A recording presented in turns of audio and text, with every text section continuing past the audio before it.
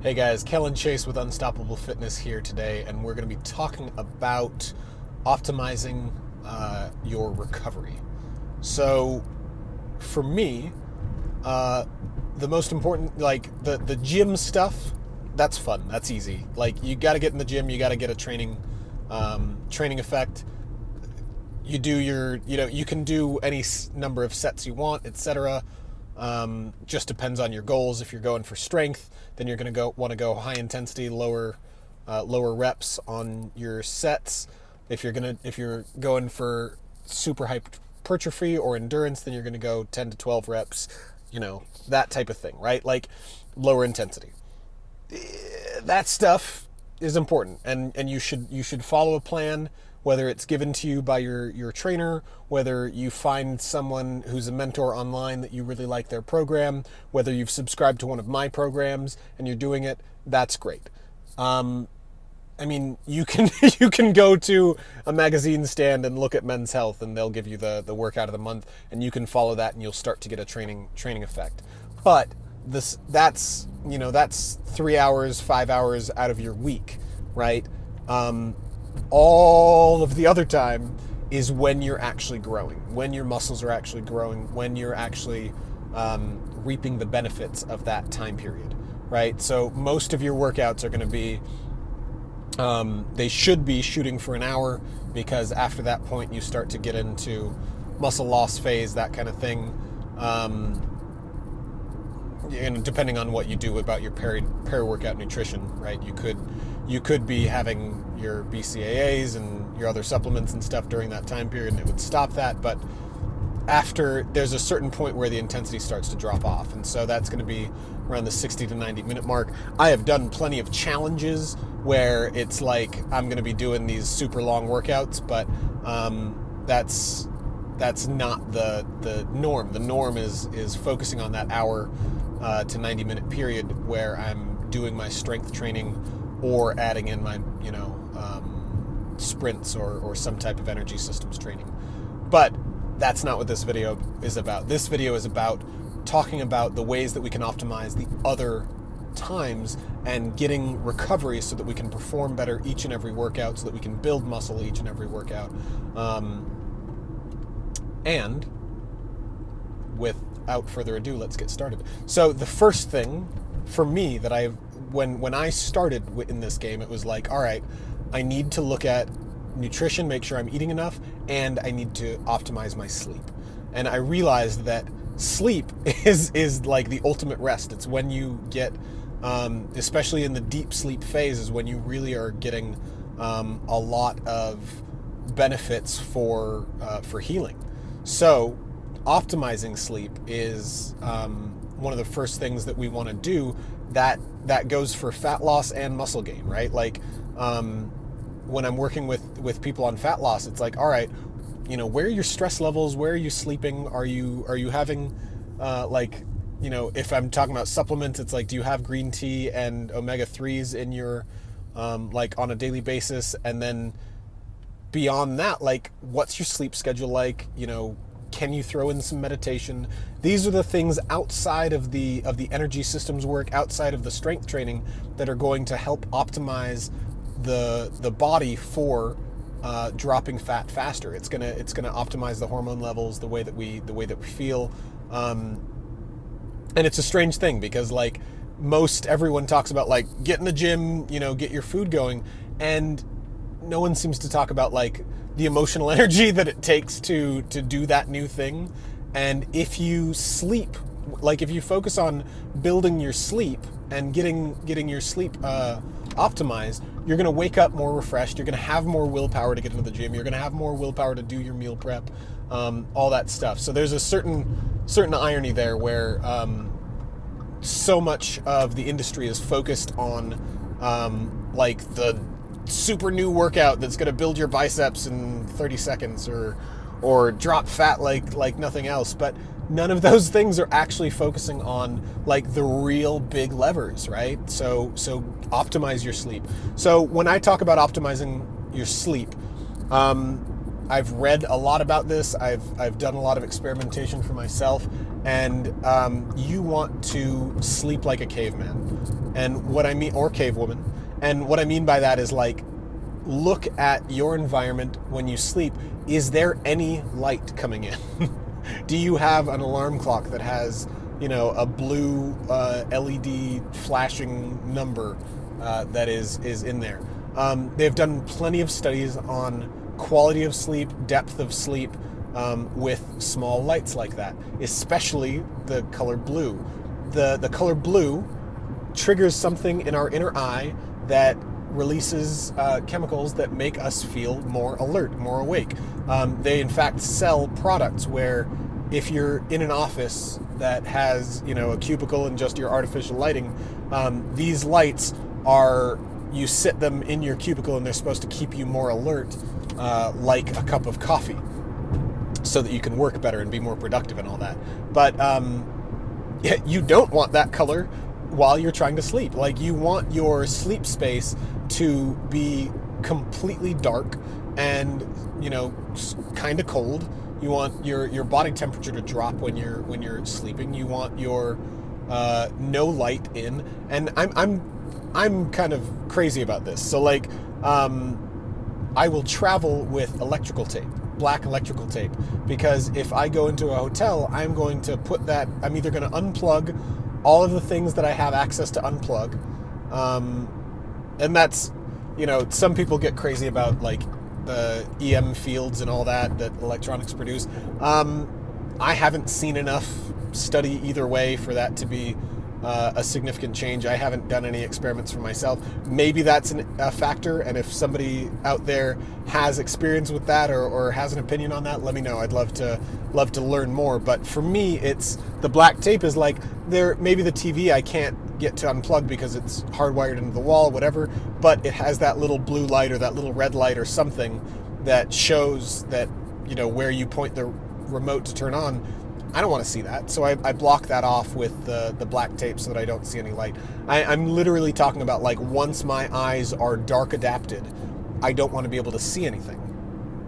That's the type of darkness that I focus on to optimize my sleep. So, we moved into a new apartment, and like the first thing that we did when we got into the building, and the first thing that I looked at was like, oh, those aren't blackout shades. We're going to need to order those. And so that was the first thing we did. We've got shades that literally block out all the light from the outside, because even like the moonlight and whatever is as much light as you can block out. I'm telling you, all of the sleep studies are talking about the depth of sleep that you can get, and light is one of the main factors. The other factors, of course, are sound.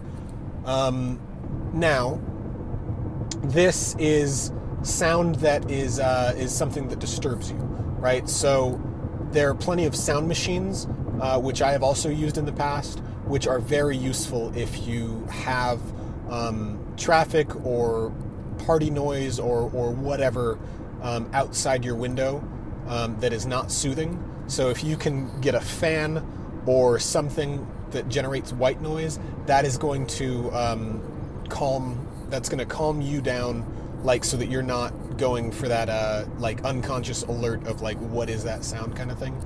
Those types of sounds wake you up, even if only a small amount. So if you don't have like any ability to get super quiet, then I would suggest trying a sound machine. Now there are plenty of free apps on your phone that you can download and plug your phone in and try that.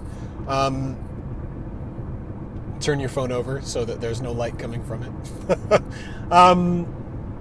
But also I'll use earplugs. So we were in an apartment that had clubs outside for a while, and rather than using a white noise machine, just used like foam earplugs for a while, and that was great.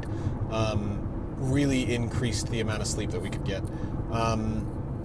Like the amount of rest that we could get, rather. Like, I would sleep the same amount but wake up so much more rested when I use those earplugs. I also use a sleep mask, which it's funny to say because, like, I don't know, I guess I'm a big dude, and it's like, got to get my beauty rest, that kind of thing. But these sleep masks are great as well in case you get your room as dark as possible and there's still light leakage somewhere or another. Those are the two main ones, and then these other pieces. So again, we're talking about optimizing your recovery, and the first big lever to pull after you've got your nutrition and your workouts going is sleep. So noise and light are the first two big stones to throw to stones to throw. I don't know. The first two big dominoes to tackle when it comes to really giving you some benefit. After that, stand more during the day. Balance more during the day, meaning standing on one leg or another. These are things that have been shown to also increase your rest during sleep. Some of it has to do with the theories, at least, are that when you are unbalanced during the day, like that physical act of balancing, there's something that is triggered in your learning mechanism of your brain, and with the movement, your brain tries to get better at that balancing act. So the physical learning of how to balance gets you into deeper rest in order to integrate what you learned unconsciously while balancing. I don't quite get it, but the studies are out there for standing on one leg for a certain period during the day, or balancing for a certain period of the day increases sleep time and depth of sleep, etc. So yeah. So beyond that, balancing. What's another one? Meditation during the day. So sitting meditation, or just sitting and following your thoughts, doing mindfulness meditation. These also help to increase. Just got a couple calls, so I'm tying this to the end of the video. Increasing your depth of sleep. We talked about balancing, we talked about meditation. I would grab a meditation app like Calm or Headspace, try their free trial, use the guided meditation as an intro. Also, there's a book that you can get free on PDF called the Mindfulness in Plain English. If you Google that, there are free PDFs out there. Those were my introductions to meditation. There's a lot more to go into meditation besides its ability to help you sleep.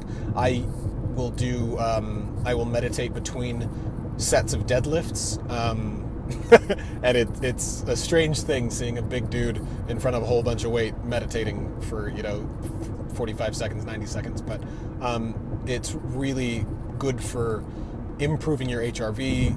I'll go into a lot of other videos on meditation later, but just know it helps with sleep, which is what we're talking about today. All right. Besides meditation, besides balancing, what else do we have? We have supplements. So getting yourself a magnesium supplement that will help with sleep. I don't recommend melatonin because it's one that you get used to and you start to require. I get a lot of questions about whether melatonin is a good one. And it is if you're doing the jet lag thing, right? You're traveling from one time zone to another and you need to get acclimated for the first few days. And I would say first couple days, but it's providing an outside stimulus of melatonin that makes it harder for your body to produce if you continue to use it at that level. So it can lead to insomnia over time. So no melatonin, but add magnesium. My favorite is ZMA, which is zinc magnesium aspartate. I think Snack has the patent there, but it's a very cheap supplement now. It's got anyway, you can get it from just about anywhere as long as it's the Snack brand. I think that, or Snack patent, but I think that nobody can use ZMA as a like, I think they need to license it from Snack anyway, so they have to use the same ingredient structure, so it's fine. Anyway, it's zinc magnesium aspartate. The zinc helps because a lot of people are zinc deficient anyway. The magnesium helps you sleep deeper, and so it improves your testosterone and hormone levels by a large amount when you wake up. I remember one of my trainers used to be like, it's great, but you'll want to drill wood in the morning, meaning it really improves your testosterone output throughout the night, so you wake up feeling strong. Anyway, enough about that. Magnesium, like getting a high-grade magnesium supplement in liquid form with a high-potency vitamin C, taking those as a shot before bed is something that I've tried. It tastes like ass, but it's like it is like comic level, like knockout gas kind of thing. Like you'll take this shot, and then within 10 to 15 minutes you'll be like, oh, drowsy, falling asleep, and it's just some natural effects that help really get your CNS to relax in a way that helps you sleep like a baby. So that's supplements. We covered balancing. We covered meditation. I think those are going to be the main thing. We covered sound. We covered light. Those are the main things that I'll give you for sleep hacking right now. In future videos, I'll give you some of the other crazy things I've tried, but those are the main ones. Give it a try. Let me know what your favorite techniques are for improving your recovery beyond the nutrition spectrum. So, like for me, again, it's sleep.